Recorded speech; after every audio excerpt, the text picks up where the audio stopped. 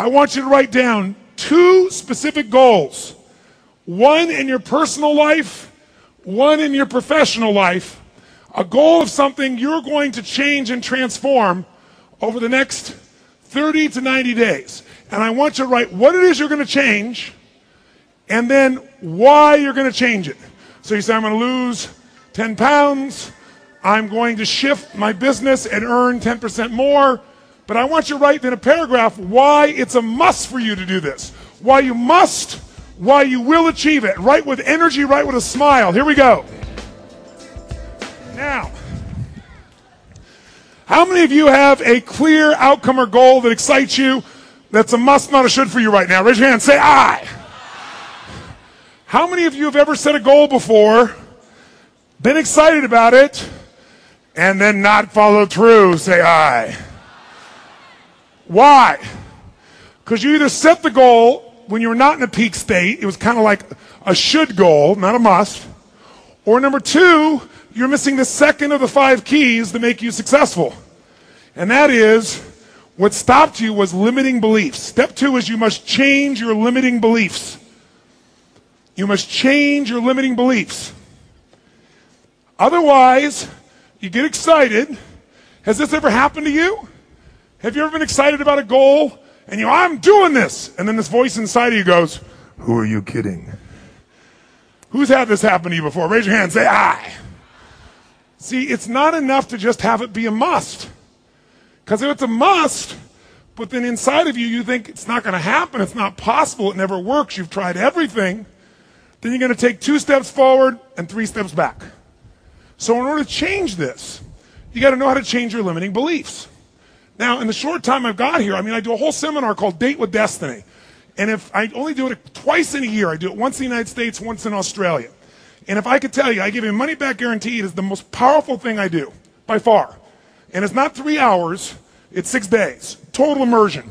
And if you decide you want to come to that, I know they've got some kind of special here. I think they'll do like 2 for 1 or something, because it's in Australia, is the closest place. Some people never do this. But if you're committed, if you want to go to a different level of your life, I guarantee you, totally money-back guarantee, it'll be the most powerful experience of your life. You can go the first 4 days of it, and if you don't think it's worth 10 times more than you paid for it, you get all your money back and leave. It won't happen. I've done it now for 20 years. It gets in and controls every belief in your mind. You figure out what controls you and you shift it. And when you shift it, it's not hard to succeed.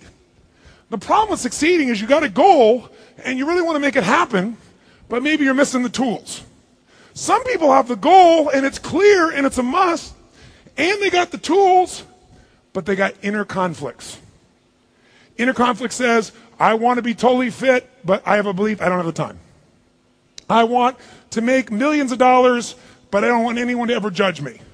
They don't go together, right? I want to sleep till noon and become a billionaire. Okay? So these inner conflicts, even though we know what we want, they keep us from taking action. Now, what is a belief system? We all talk about beliefs all the time. I believe this, I believe that. All a belief is a feeling of absolute certainty about what something means. When you say, I believe something, you're saying, I have a feeling of absolute certainty about what this means. For example, if you said to me, Tony, I believe I'm intelligent, you're saying, Tony, I feel certain I'm intelligent. If you say, I believe I'm sexy, you're saying, I feel certain I'm sexy. Now, sometimes we have ideas that are not beliefs we're not sure about. Lots of things you think maybe, but you're not certain. You don't have the belief about it. But what's interesting is once you believe something, all you find is evidence to support what you believe, and you screen everything else out. I'll give you an example. I want you to do a little test with me right now. Sit up in your chair. Just sit up in a peak state in your chair. You don't have to stand up. Just sit up. And what I want you to do is, and when I say now, I want you to look everywhere in this room you can, and I want you to look for everything in this room, everything you can find that is brown. Go. Brown. Don't miss anything. Brown. Brown clothing, brown hair, brown anything. Look for brown. Look for brown. Look for brown. Look for brown. Look for brown. Look for brown. Okay? Close your eyes. Now, with your eyes closed, I want you to tell me everything that you saw that was red. If you see a lot more brown in your head right now than red, say yes. Okay, now open your eyes and look for red. Look for red. Anywhere you can find red. Look for red. Look for red. Any form of red. Anywhere look for red. Look for red. Look around you. Look behind you. Raise your hand if you found a lot more red this time than the last time. Raise your hand, say I. Why did you find more red this time? Because you're looking for it. Seek and you shall find. See, when you look for something, when you believe something, you find it everywhere. If you believe somebody's a mean, idiotic person, you'll find the mean part of them, even if it's not there. If you believe somebody's good, you find the goodness in them. Because the belief gives you a feeling of certainty, and you don't distract that. Now, here's what's really interesting. You'll find things that aren't even there. I guarantee you, you just now lied to yourself. Correct me if I'm wrong. How many of you saw beige shit and you called it brown just to feel more successful? How many saw burgundy and called it red just so you could count more things? See, we'll even shade things in our own mind to get our belief. So the reason you need to not only raise your standards, but step 2, change your limiting beliefs, is unless you do it, it'll pull you backwards. It'll keep you from finding the answer. Now, how do we change a belief when it seems so complex? Well, how many of you in this room today, looking back on your life, how many of you can think of a belief that maybe you once had in your life that you used to really believe in this? And now 10 years later, 15 years later, you're almost embarrassed to admit you believe that stuff. How many got some beliefs that have changed like that? Raise your hand if you've got some of those. Say I. So beliefs can change. But let me show you, if you want to know why the rich get richer and the poor get poorer, I'm going to show you in a diagram. And I've used this for years. It's so simple. But why the rich get richer and the poor get poorer, I don't just mean financially rich. Do you ever notice how happy people tend to get more happy? And angry people tend to get more angry?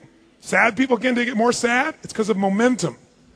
But if you look on the screen here, I'd like you to draw 4 square boxes, parallel, just like the ones on the screen. 4 square boxes, 2 on the top, 2 below, parallel to each other.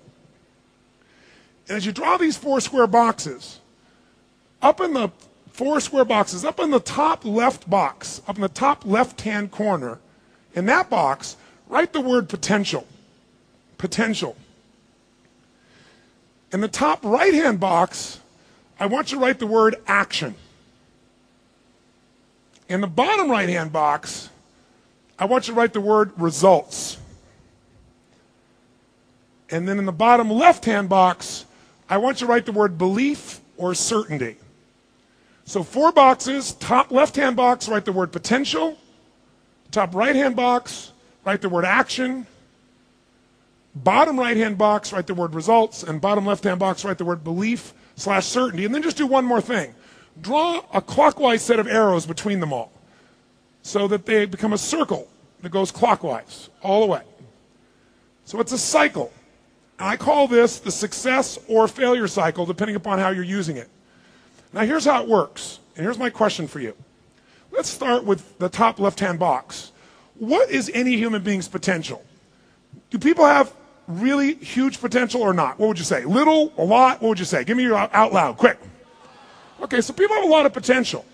But the bottom right-hand box, do most people's results reflect their true potential as a human being, yes or no? No way. Why? Because most people aren't taking enough what? Action. But you know what's interesting? You can take a lot of action and still get lousy results. Is it true? If you're in sales, if you're a salesperson and you knock on 100 doors, that's a lot of doors. And every time they open the door, you say, "You wouldn't want to buy anything from me, would you?" You're probably not going to get great results. Now, sometimes you don't say that verbally. Sometimes you say it non-verbally, because the thing that affects everything is your belief. Let me explain to you how. Let's say, for whatever reason, you have a belief, a feeling of certainty that says, it's never going to change. I can't make it better. I've tried everything. If you believe that things aren't going to get better, are you going to tap your full potential, yes or no? Come on, guys, yes or no? No way. If you think, it's not going to work out, you're not going to find your ability. Just like when you're looking for brown, you find brown. Right? When you don't think there's anything to find, you don't look for it. On the other hand, if you don't believe it's going to work out, not only are you not going to lose a lot of potential, but are you going to take massive action on something you think is going to fail? No. So when you don't believe, you take little potential, you take little action, and what kind of results do you get? Little, lousy.